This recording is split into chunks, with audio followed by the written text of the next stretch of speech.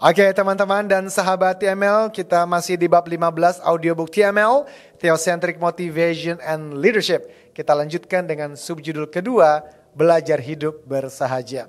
Well, hidup bersahaja tidak identik dengan kemiskinan. Ada kok orang-orang ternama yang secara ekonomi kaya dan mapan. Tetapi mereka memilih untuk hidup bersahaja. Seperti Amancio Ortega, pendiri kerajaan Modezara, salah satu orang terkaya di Eropa.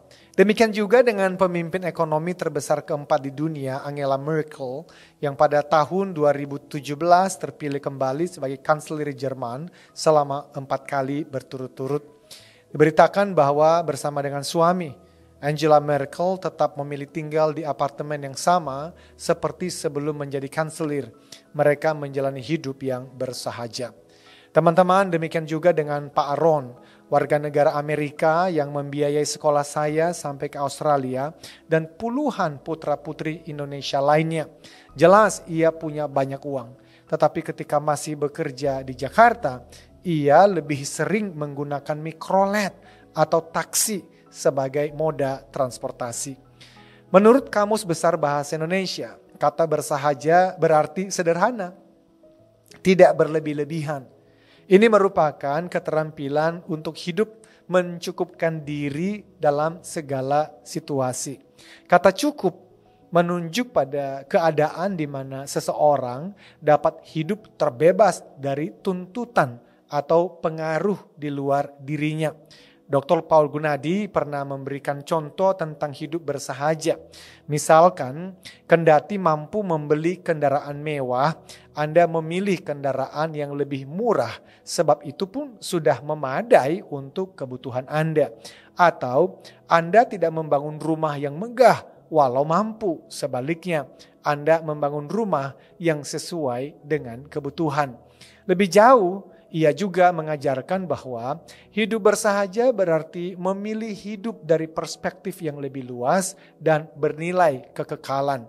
Artinya, kita tidak saja memikirkan kebutuhan pribadi dan keluarga, tetapi juga memikirkan kebutuhan orang di sekitar kita. Kita tahu bahwa Tuhan memberkati kita dengan berlimpah agar kita dapat menjadi penyalur berkat-Nya untuk kepentingan yang lebih luas. Itu sebabnya sebelum menggunakan uang untuk kepentingan pribadi, kita perlu untuk selalu mempertimbangkan apakah kita perlu menggunakannya untuk kepentingan orang lain juga. Kemudian ia mengajarkan bahwa hidup bersahaja bukan berarti hidup tanpa kenikmatan. Artinya menikmati apa yang telah diberikan Tuhan tidaklah salah. Justru menikmati hidup juga merupakan bagian dari hidup yang seimbang. Teman-teman, menikmati hidup memberi penyegaran kepada tubuh dan jiwa sehingga kita lebih dimampukan untuk memenuhi tuntutan hidup. Bila kita sudah tidak dapat menikmati hidup, itu pertanda bahwa kita telah kehilangan keseimbangan dalam hidup. Sesuatu yang dapat memberi dampak buruk pada relasi dengan Tuhan dan sesama. Nah sekarang teman-teman, bagaimana lepas dari perlombaan tikus? Banyak orang bergumul dengan uang. Mereka mengeluh, kami tidak memiliki cukup uang. Kami tidak berpenghasilan cukup. Dan kami tidak dapat membayar hal-hal yang kami inginkan dalam hidup. Ketika kita mendengar keluhan seperti itu, pikiran pertama kita pasti bahwa orang yang bergumul dengan uang adalah mereka yang berpenghasilan sedikit. Tapi ternyata tidak selalu seperti itu. Banyak juga orang kaya. Loh, maksudnya bagaimana? Begini, saat seseorang mencapai lebih banyak kesuksesan keuangan, harapan dan keinginan mereka juga meningkat. Hasilnya adalah mereka tidak pernah merasa puas. Oleh karenanya, tingkat kebahagiaan mereka justru menurun.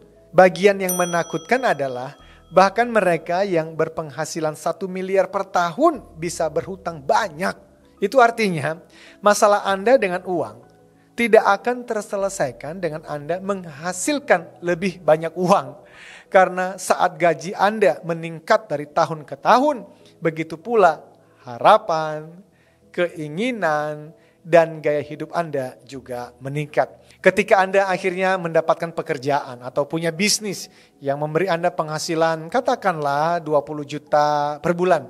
Anda sudah mulai merencanakan bagaimana Anda bisa mencapai 50 juta sebulan.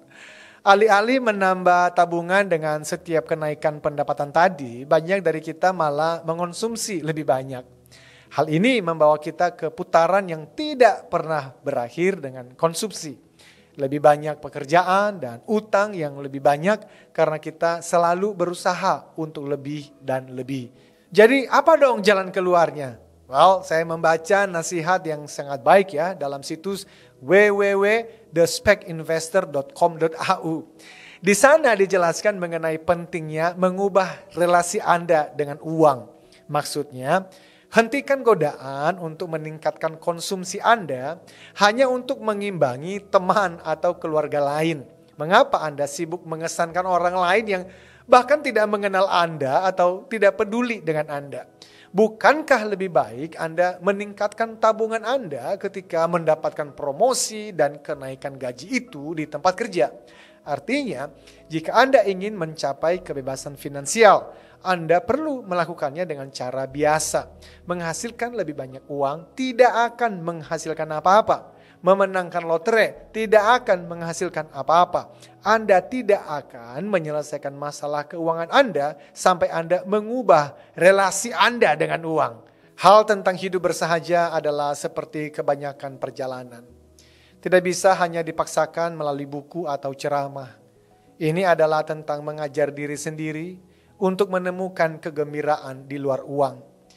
Hidup bersahaja artinya terlepas dari kedudukan kita yang tinggi dalam perusahaan atau masyarakat. Terlepas dari posisi penting yang kita miliki dalam suatu komunitas dan dalam skala sosial ekonomi, kita tidak membiarkan kemewahan menjadi kebutuhan. Kita memilih untuk selalu puas dengan gaya hidup yang lebih bersahaja. Prinsip kuncinya tidak membiarkan kemewahan menjadi kebutuhan. Keterikatan seseorang terhadap suatu objek tidak bisa dilepaskan, kecuali ia mendapatkan objek lain yang dirasa lebih menarik, yang dipercaya lebih memberikannya pemenuhan dan kepuasan batin. Hanya Tuhan yang dapat melakukan itu. Jadi teman-teman, Theocentric Motivation and Leadership, TML, meyakini bahwa salah satu tanda kedewasaan spiritual seseorang adalah the distance between how you could live and how you do live. Artinya, berapa besar jarak antara kemampuan Anda dalam memilih gaya hidup yang mewah atau nyaman dengan pilihan gaya hidup Anda yang sesungguhnya. Sekaligus, itulah definisi kata bersahaja menurut Theocentric Motivation and Leadership atau TML. Teman-teman, kita bertemu di bab selanjutnya. Until then, ukir jejakmu.